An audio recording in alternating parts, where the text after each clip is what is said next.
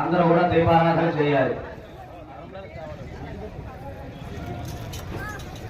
దీపారాధన వెలిగించండి. ఓం దీప్త్యస్యాత్మేదో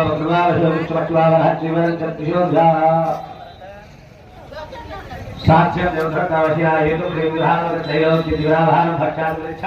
పరమాత్రే దివ్య జ్యోతిర్నమోస్తుతే.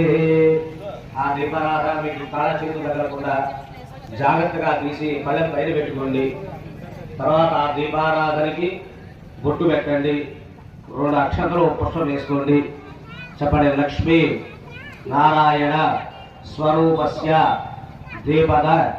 దీపదేవత జోన్నమః నానా విధ పరిమళ పత్ర పుష్ప అక్షతాం సమర్పయామి.